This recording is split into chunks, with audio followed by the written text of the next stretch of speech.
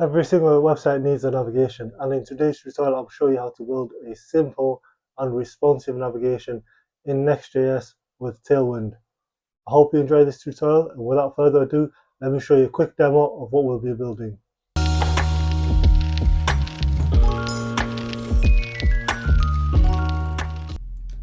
Okay, let me give you a demo of what we'll be building today. This is the navigation that we'll be building, as you can see at the top. And if I go to About, you can see that the active page is highlighted and it's a different color. And if you go to Contact, that page is highlighted in a different color. So our users are always aware of what page they're on the website, and if they click the logo, that takes them back. And just to show you how this page is actually responsive, if I inspect and go into the developer tools, and if I change it to like a mobile screen, as you can see, our navigation now changes to a burger menu, and it can expand with the different navigation links. And again, if you click on the About, as you can see, it's highlighted in a different color, and Contact is highlighted in a different color. And also you can collapse this menu as well because of it being responsive. So that's exactly what we'll be building, and let's get into the tutorial now. Alright, so to start off with, we've got this simple Next.js project. I haven't really done much on this Next.js project. It's just a simple Next.js project with a page, a layout, so you can easily just create this yourself. So let's start by adding our navigation. So before we do that, we need to install a few packages. So the first one I'm going to install is going to be class names, because we need that because we're going to be using some conditional classes for our navigation, for our burger menu, for when it's open and when it's closed. And then next we want React icons for the burger menu and the other icons that we need from that library. So I'll just do npm install React icons. I forgot to add the I, and then hit enter, and then we should have those packages. So cool. Now the first thing we're going to do is we're going to add our components. Just going to create a components directory to add that in there, and then we're just going to add another one for navbar, which is where our navbar component is going to live. So I'm just going to add a navbar component into there.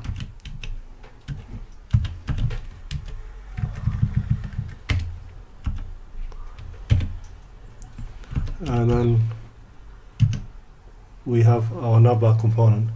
So the first thing I'm going to do is I'm going to change this from div to nav, and then let's add our container element. So first, just add our class names into here, our styles. So the first thing I'm going to do is I'm going to make this navigation sticky, because whenever the user scrolls down, we want them to always be able to see the navigation and for it to always be available for them. We don't want the users to get so confused and to always be able to navigate across the website. So next I'm just going to do top 0 because we always want it to be placed at the top. Next I'm just going to give it a shadow of small, and then I'm just going to give it a Z index of 50 so it's always on top of all the other elements. And then next I'm just going to give it a BG white, so it's got a white background so it stands out from our grey background here. And then just give it a border bottom of 4, and then just make that a grey border grey, and then just make that 200, and then just border solid, and then next I'm just going to add a div. It's going to be our containing div here. Give that class name, and then just going to make that a flex, and then justify it around, and then just make that container so our content is nice and aligned. I always like to add containers, especially to navigation, and then just make that MX auto, and then just give that a padding top and bottom of 10, which is 2.5 rems Okay, that's nice, we've got that. Alright, now let's add our logo. So for that we're just going to be using a Next.js link tag. So just hit enter, so import auto imports that, and then just give this a href, and then that's just going to lead to / which is going to lead it to our home page. So we want our logo to always lead the user to the home page. Next, let's add a few Tailwind classes in there.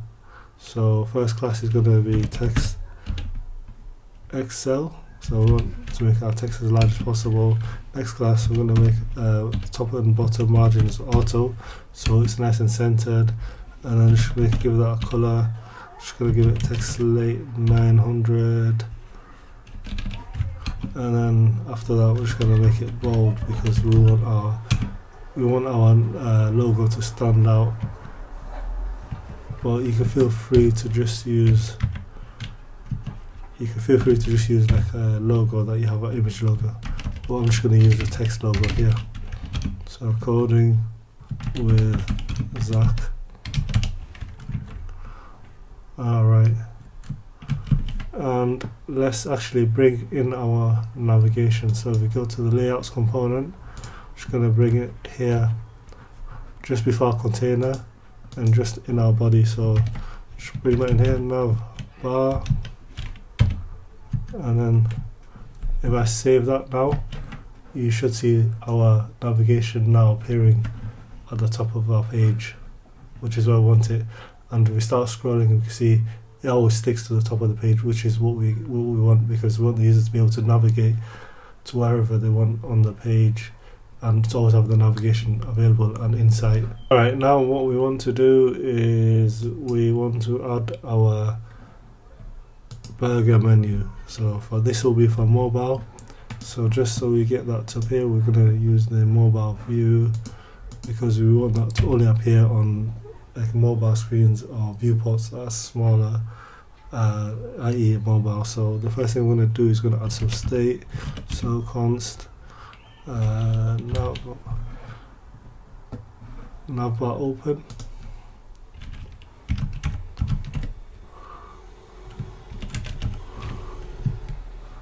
and just going to use my autocomplete tool. And then the first thing we want to do is we want to make this a client component, because we're using state in Next.js, you have to mark this out as a client component. And once we've done that, next what we're going to be doing is we're going to be adding our actual burger menu. So let's add that. So first thing we're going to do is going to do span, add a span tag, and then we want that to have an on-click listener. So on click, so just want that to set the navigation bar to open, and just toggle that whenever it gets clicked. And the next we want to add some Tailwind classes, and I'm just going to add in MD hidden, so whenever the screen size is bigger than medium, it is hidden. And then we'll also make this cursor pointer as well, and just do self center, just to have this nice and centered. So, and now what we want is we want to actually see our navigation, our burger menu. So now we're going to be adding that. So we're just going to add, if it's not open, so navbar open. If it's not open,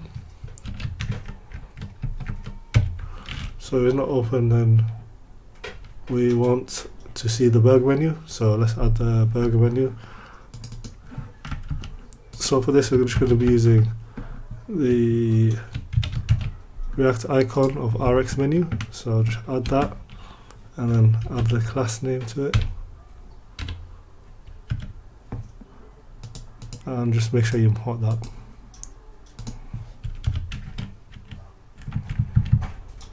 So we just want this to be text for XL, and then cursor pointer, and then actually we don't need cursor pointer because we've already got that on the parent element. And then next if it's closed, if it's open, sorry, we want it to have a close icon. So I'm just going to use this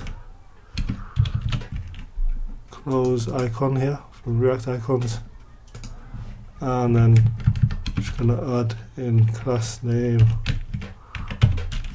and I'm just going to make that for Excel as well.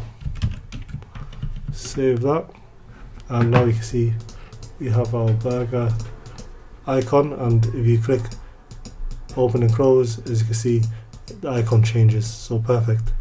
Next we're going to do our links, navigation links, like so for home and about and the different pages on the page. So let's do that next.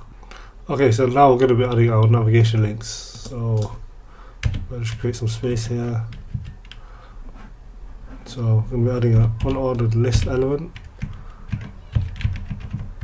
and we're just going to give it some class names, and we're just going to be using our class names package that we installed. So I'll just hit enter, it'll automatically import that for us, and I'm just going to use backtick, and let's add in our different class names. So so the first one we're going to do is add the absolute, because if it's on mobile we want it to be position absolute, and then we want it to be left 0, and then give it a white background, because it's going to appear underneath this bit underneath the navigation. So I'll just give it white background so it looks consistent with the navigation. And then what we're going to add is make it full width, and then make it flex, and then flex call,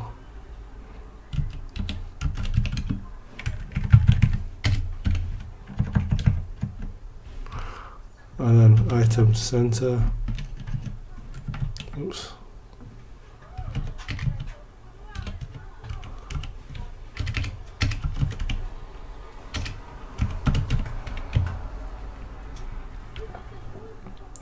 And then just gap of 8, and then py padding top and bottom of 8, and then border bottom 4.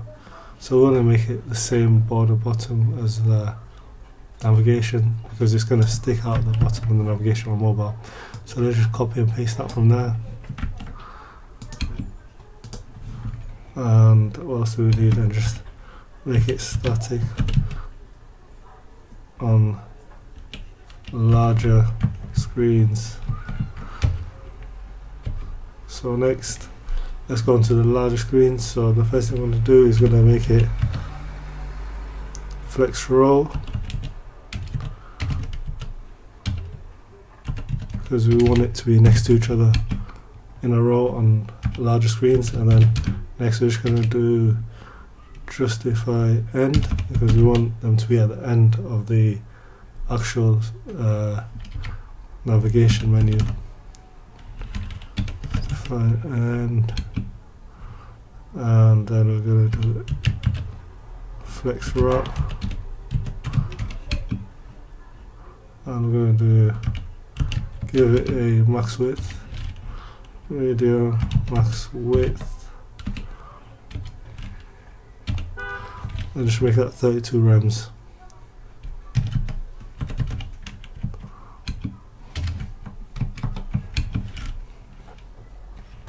And then on larger screens we want to get rid of a lot of the padding, and then make it reduce it, so just make it 0.5.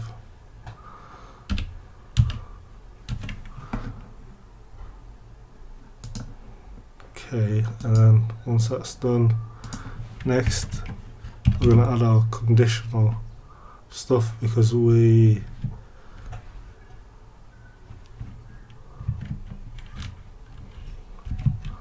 Navbar open, so just going to add our ternary here. So if the navbar is open, I'm going to do top,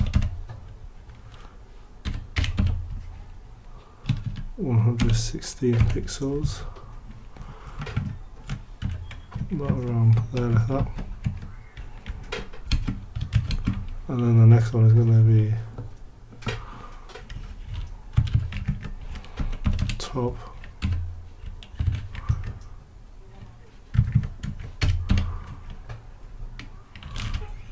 minus. Okay, so we just sort of like need this for, we just need this to sort of like have the navigation come down on mobile. So we want it to come down by 116 pixels, and then top 319 minus 319 pixels. So top is just to sort of hide it once the navigation's been closed. So okay, so now that that's done, we can add in our navigation links. So I'm just going to do li for list item, and then I'm just going to add in our Next.js link, and then href, and then for this href I'm just going to do about, and then just add another one, and then just prepend it with /, prepend that as well, and then just make this contact, and you can put that in here as well, contact, capitalize it, and then about. Actually, we want the about page first and then the contact page second, so I'm just going to change around the order. Okay, so now that we've got that, we are just going to add in some shared styles for this component. So I'm just going to add navbar.css, and I'm just going to import that, move that into the navbar component, and I'm just going to import that in here as well. Import navbar.css, and then here we are just going to have some shared styles for this. So class name link, and I'm just going to do the same for the other one below as well, because we want these to look exactly the same. So if I go in here and create the link, and then just add apply, and now we can start add our Tailwind styles in here. We just want these styles, just press space here. So we just want text grey, and then like a different hover text color of grey when you're hovering, and then font semi bold, and then give it some padding, and then just make it cursor pointer. So if I save that, you can now see our different navigation items, but they're not appearing as I'm expecting. Okay, the reason why they're not appearing as I was expecting is because they're both sharing the same list item element, so obviously that's wrong. So let's just change that, li, and then put that in here, and then now as you can see they appear one on top of the other. So this is what it looks like on mobile. Looks pretty good to me. And if I change it to a larger screen, this is what it looks like. We don't want any border on larger screens, so just put in MD border and 0, and then nav, yeah, that should disappear. Looks much better now. Looks like a really nice nav. And next we're just going to do the highlighting for like the different active nav link. So like when I use it on the about page and contact page, they're gonna see it's gonna give them some sort of indication that they're on that page, and it's gonna give them a different color. So let's do that next. Okay, now let's do the different active path links, nav links, sorry. So just for that, just to make it a bit cleaner, because we're going to be using these paths, I'm just going to have these in an object. So I'm going to create a new object and then just call it const nav links or nav paths. I think that makes more sense. We'll just name it like that, and then we're just going to have, first one we're going to have is home, actually not home, about, and then just do it about, and then that will just be /